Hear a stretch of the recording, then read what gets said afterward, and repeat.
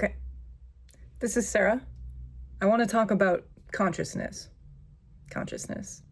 And by consciousness, I mean like the experience of being here, like the experience of awareness. I have these memories from being a child, and I remember someone in the family, like an elderly great aunt, had passed away. And my mom was trying to explain to me that I wouldn't get to see them again because they were dead. This was sort of my first run-in with the concept of death when pushing my parents as to, trying to understand this concept a bit better. Oh, if they're no longer here, then where are they? And I think my mom, probably trying to dodge out of the subject because that's kind of heavy for someone to talk to a 3-year-old about, admittedly. She said, when you die, you go to this really wonderful place called heaven. And it's just so fabulous and wonderful that you can't possibly imagine what it's like. Which is fine. Okay, well, my great aunt, was in heaven, and that's why I couldn't see them anymore.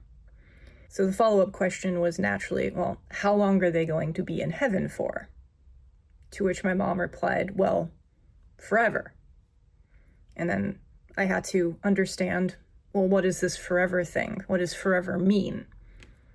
And my mom, continued to try and get me to grasp that forever meant, like, never ending.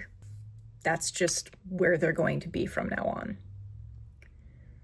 So at this point, I conceptualized death is leaving to go someplace other than here forever. So I remember laying in bed that night, trying to conceptualize this never-ending state of sitting on a cloud somewhere in this really nice heaven place with, angels or God or whatever my mom had described, and doing that for all of eternity, which was a never-ending amount of time. And time was like a very, squishy thing to me as a 3-year-old, 4-year-old, however old I was when I was having these discussions with my parents. I knew that time, or the passing of time, could feel agonizingly long, because as a kid that was that age, I was constantly being put in situations where I had to wait, and I was bored, and I didn't know what to do because there's nothing to hold my attention. So time could feel very, very agonizingly long. And I couldn't, for the life of me, imagine it being a pleasant experience to be bored for all eternity.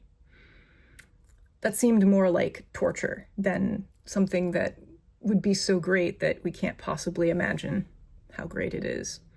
Like my mom said. Infinity. But this is just a 3-year-old's, conceptualization of infinity is seen through the lens or the concept of linear time, which is, at that point, all I had. When I asked my dad, who was laying on the floor in the living room watching Star Trek: The Next Generation, probably smoking a cigarette, he gave me a very different answer. He said he wasn't sure. And I think he gave me the more honest answer, which was, well, we can't know what happens after someone dies. I ran the heaven thing past him to see what his thoughts were.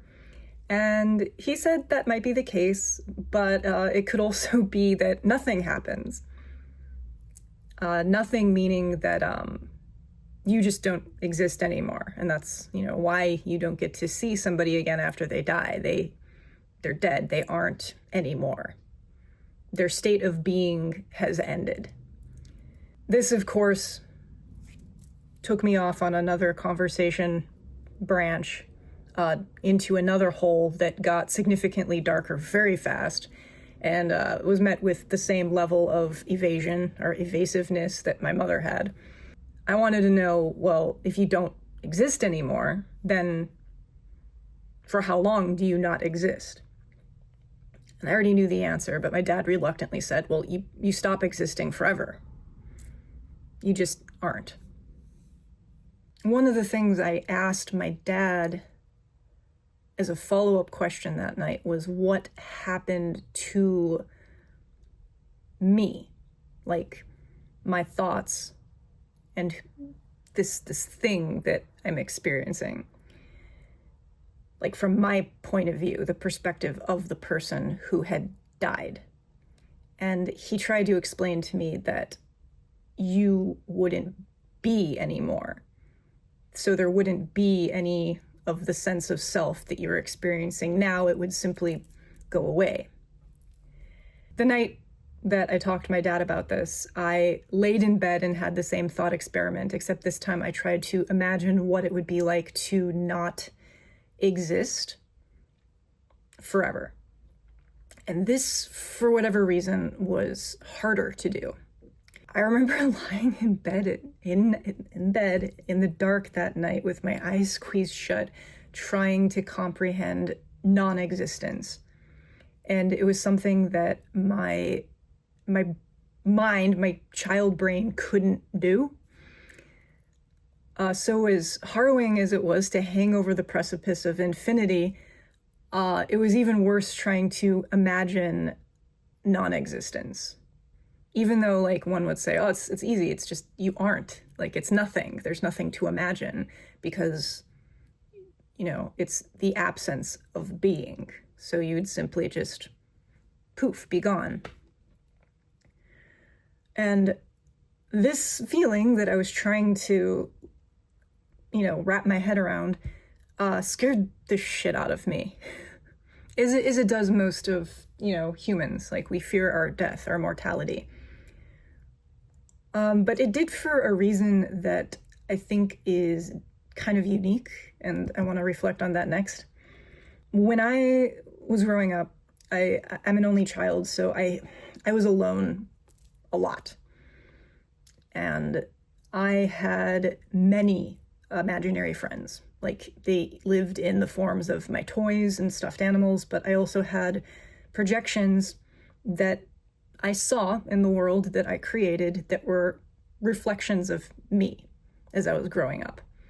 And these reflections of me kind of changed and evolved alongside me. They kind of helped me see myself so that I could grow, which is arguably what kids do when they're playing with dolls. They're learning how to be social by simulating conversations between humans. You know, they have two dolls and they're both sides of the conversation, and they're parsing how that would play out in like a little mini vignette or simulation that they are running for themselves. I was constantly doing this as a child in my head because I had a lot of downtime to fill. So naturally, I created this rich internal world filled with people that nobody could see. These things feel very important. They're not things to just sort of disregard or write off as being, you know, oh yeah, it's just my thoughts. It accounts for a huge percentage of my experience of the physical world that I see. So I had this conversation with my parents about death. The thing that I was afraid of, once my dad kind of eventually came out and admitted, like, we might cease to exist when we die, I immediately was terrified for my imaginary friends. Now, if they were a part of my mind, and my sense of being, ceased to exist when I died, then it wasn't just my death, it was the death of this entire universe that I was very aware of and was very real to me. So the fear came from that. When I woke up in the morning, the day after this conversation, I woke up with this new neurosis that I would carry with me for my entire life to this day, like as I'm sitting here right now.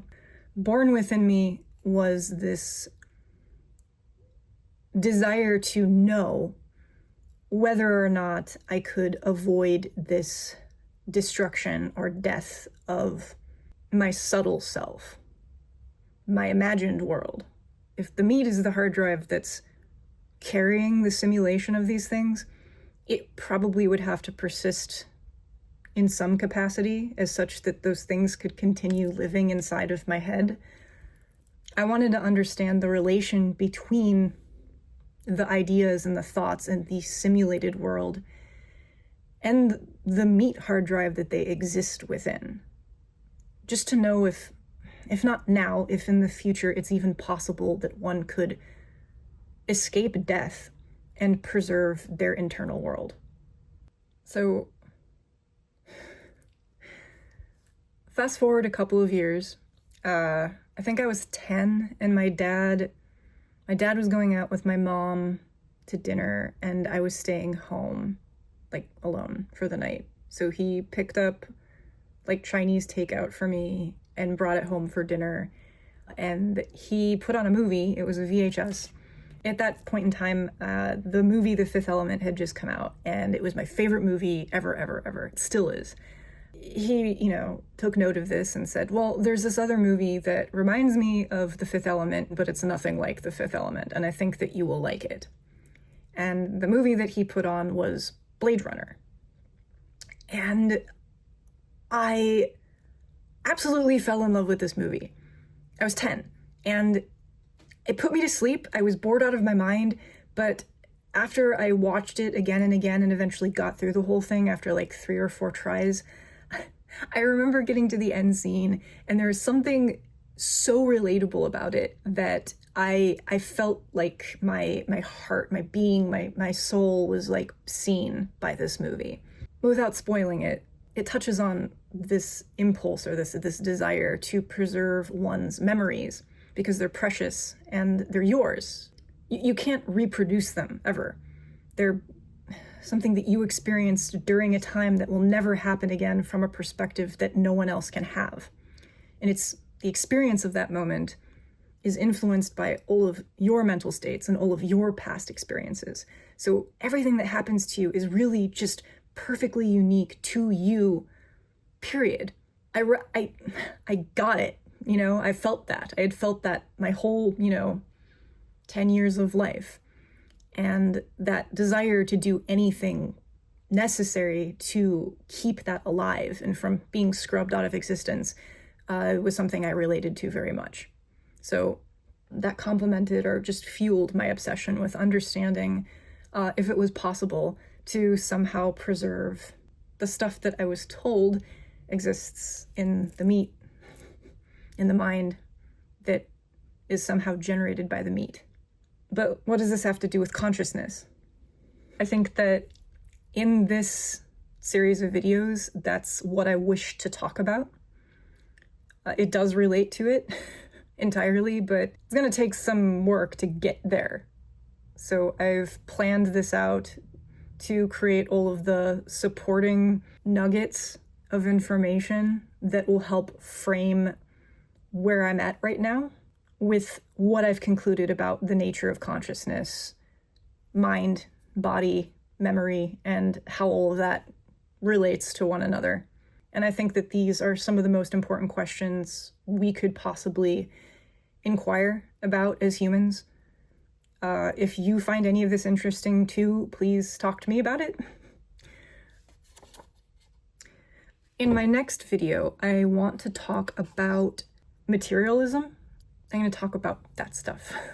Until then, until my next post for this series of, this unnamed series of videos where I talk about consciousness, keep making awesome stuff out there.